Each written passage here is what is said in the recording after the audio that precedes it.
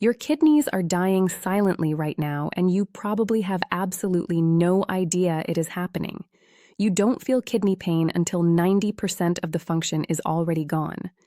That is the terrifying reality of renal failure. It is the silent killer that waits until it is too late to strike. But what if I told you that the very fluids you are drinking to stay healthy are actually accelerating this damage?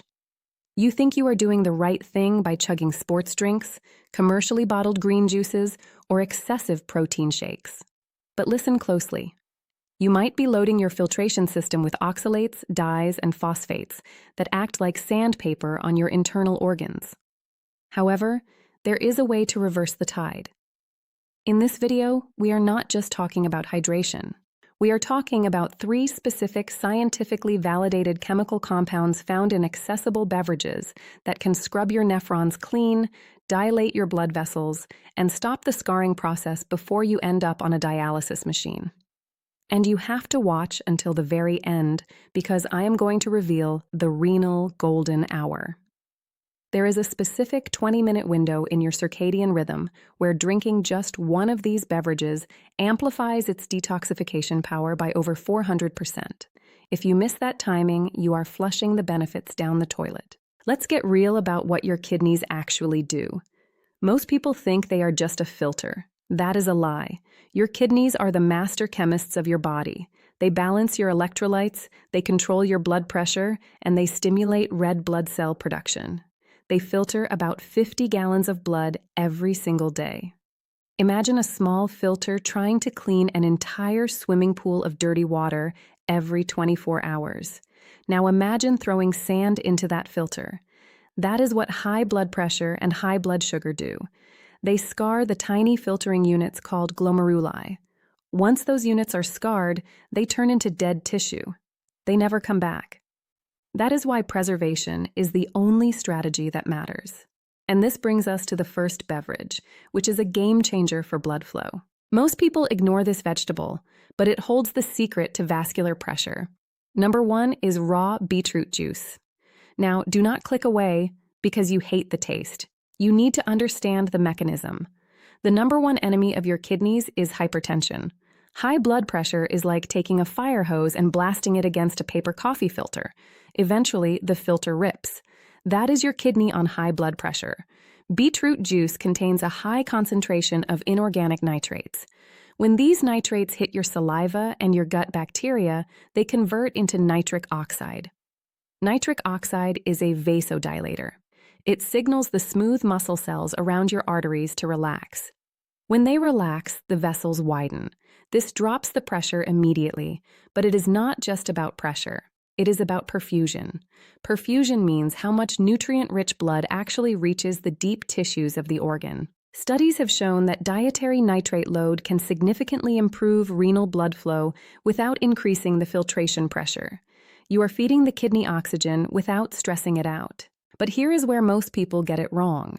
They buy the pasteurized, sugar-loaded beet juice from the supermarket shelf. That is garbage. The heat of pasteurization kills the enzymes, and the added sugar spikes your insulin, which creates more inflammation. You are trying to put out a fire with gasoline. To get the medicinal effect, you need raw, cold-pressed beet juice. You need the enzymes intact, and you have to be careful. If you are prone to calcium oxalate kidney stones, you have to moderate this because beets are high in oxalates. But for the vast majority of people suffering from hypertension-related kidney decline, this is liquid gold. It is like installing a pressure release valve on a boiler that is about to explode. You drink it, the nitric oxide floods your system, your vessels dilate, and your kidneys can finally breathe. But solving blood pressure is only 1/3 of the equation. You can have perfect blood pressure and still have kidneys that are full of scar tissue. This leads us to the second beverage, which acts as a shield against fibrosis. Fibrosis is just a fancy word for internal scarring.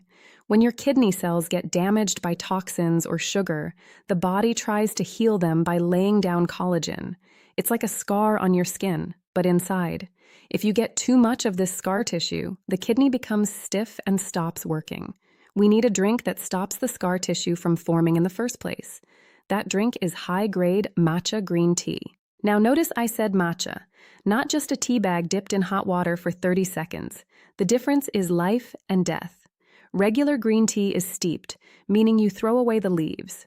Matcha is the whole leaf, ground into a micropowder. You are consuming the entire plant DNA. The magic compound here is EGCG, epigallocatechin galat. This is one of the most powerful antioxidants discovered in nature. Research suggests that EGCG inhibits the pathways that lead to kidney fibrosis. It literally blocks the signal that tells the body to turn soft, functional tissue into hard, useless scar tissue. It is also a powerhouse against oxidative stress. Think of oxidative stress like rust. Your metabolism produces exhaust fumes called free radicals. If you don't neutralize them, they rust your cells. Your kidneys are highly susceptible to this rust because they are constantly exposed to concentrated toxins. Matcha acts as a rust remover. But there is a catch, and this is where the amateur health enthusiasts fail. You cannot drink matcha with dairy milk. The casein protein in cow's milk binds to the EGCG and neutralizes it. It renders the antioxidant useless. You are drinking expensive green mud at that point. You must drink it with water or a plant-based alternative like almond or coconut milk to ensure absorption. And here is another trap. Caffeine. Yes, matcha has caffeine, but unlike the jittery spike you get from coffee that can stress your adrenal glands, matcha contains L-theanine. L-theanine is an amino acid that promotes relaxation without drowsiness. It balances the caffeine, giving you a steady focus rather than a panic attack. This is crucial because stress hormones like cortisol are toxic to the kidneys.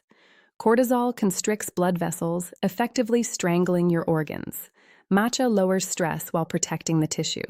It is a dual-action weapon. You are fighting the internal rust while simultaneously keeping the biological calmness required for healing. However, even with open blood vessels and reduced scarring, you still have to deal with the physical debris. I am talking about crystals. Kidney stones are agony, but they are also a sign of chemical imbalance. Small crystals form constantly. You need a solvent to dissolve them before they turn into boulders. That brings us to beverage number 3. This is the ultimate inflammatory solvent: warm lemon water with turmeric and black pepper. Let's break this down because the synergy here is everything. Alone, these ingredients are good. Together, they are medicinal. First, the lemon. It is not just for flavor. Lemons are packed with citrate. Citrate is a molecule that essentially coats calcium crystals and prevents them from sticking together. It is a stone inhibitor. If you have low levels of citrate in your urine, you are a stone factory.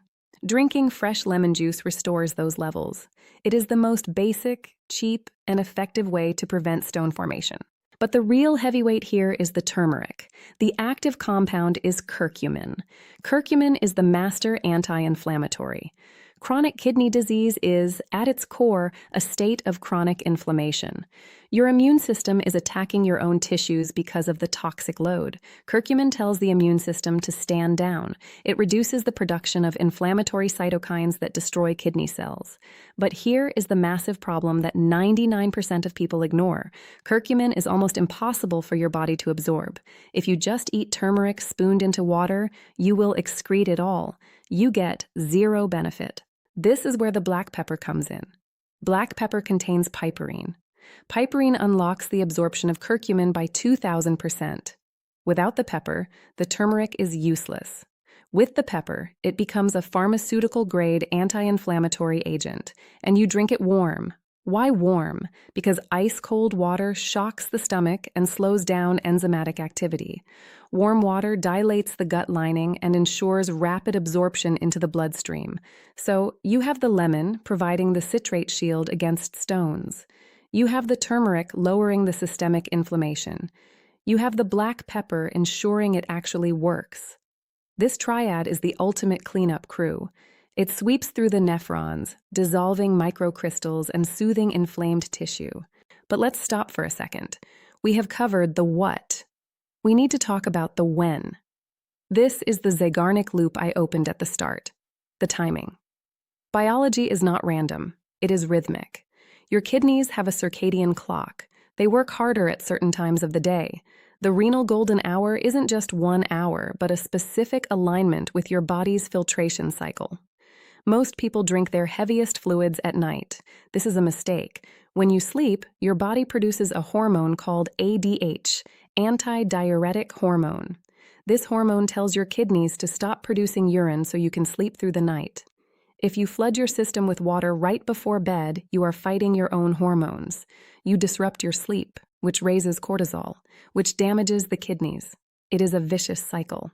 The optimal time for these beverages is mid-morning, specifically between 10 a.m. and 12 p.m. Why? Because your cortisol levels are naturally dropping from their morning peak, and your metabolic rate is highest. Your kidneys are primed for filtration, but are not yet overloaded by a heavy lunch. Imagine this protocol. You wake up, you hydrate with plain water to flush the stagnation from sleep. Then, at 10 a.m., you have your matcha. You are protecting the tissue as you start your day. At lunch, you include your beetroot juice to manage the blood pressure spike that often comes with midday stress. And the turmeric lemon elixir, that is your late afternoon reset. Around 4 p.m., this clears the inflammatory debris from the day's metabolic activity. But we need to address the elephant in the room, the healthy imposters. I see people drinking diet soda thinking it's safe because it has 0 sugar. Diet soda is poison for kidneys. The artificial sweeteners have been linked to a decline in kidney function. The phosphorus in dark colas pulls calcium out of your bones. Where does that calcium go? It goes into your blood, and then it gets stuck in your kidneys as stones. You are literally dissolving your skeleton to build kidney stones. Stop drinking it. Another imposter is commercial fruit juice. Apple juice, orange juice from a box. It is essentially sugar water without the fiber. The fructose hits your liver like a truck, increases uric acid, and uric acid causes kidney stones and gout. High uric acid is a direct toxin to the renal tubules. If you are not juicing it yourself, do not drink it. And let's talk about the silent symptom check. How do you know if you need these drinks right now? Go to the bathroom and look at your urine. Is it foamy? Does it look like beer foam that doesn't go away when you flush? That is protein. That is your kidney filter leaking. Your kidneys should keep protein in the blood. If it is leaking into the toilet, you have physical holes in your filter. That is stage 1 or 2 damage. Is your lower back throbbing but deep inside? Not the spine, but the flank? That is renal stress. Do you have a metallic taste in your mouth? That is ammonia buildup because your kidneys aren't clearing urea. These are the alarm bells. You cannot ignore them. But the biggest mistake people make is thinking that adding these good drinks cancels out the bad habits. It doesn't work like math. You can't drink beet juice and then eat a bag of salty chips and expect to be fine.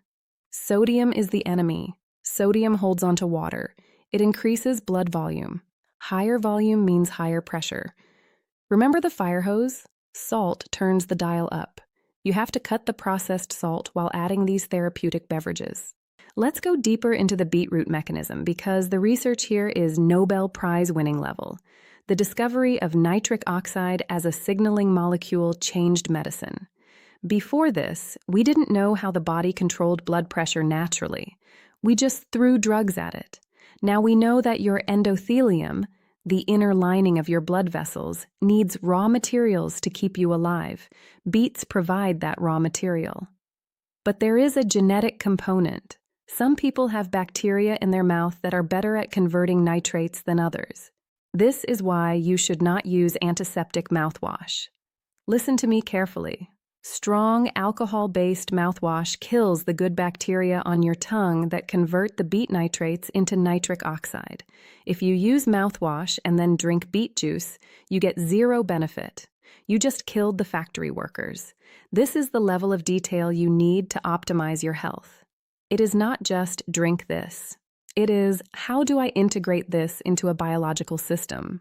And regarding the matcha, there is a specific quality control you need. Matcha is grown in the shade for weeks before harvest. This shade forces the plant to overproduce chlorophyll and amino acids. If you buy cheap green tea powder that looks yellowish or dull olive, it was grown in the sun. It is oxidized. It is low in EGCG. You are wasting your money. You want the electric neon green color. That color is the chlorophyll. Chlorophyll is molecularly very similar to hemoglobin. It helps oxygenate the blood. Oxygenation is critical for the kidneys because the kidneys are oxygen-hungry organs. Despite being small, they consume a massive amount of your body's oxygen. If they get hypoxic, low oxygen, the cells die instantly. Matcha improves that oxygen delivery efficiency. Now, let's circle back to the turmeric lemon tea. There is a specific psychological benefit to this drink as well. The warmth and the ritual of preparation trigger the parasympathetic nervous system. This is your rest and digest mode. Most of us live in fight or flight.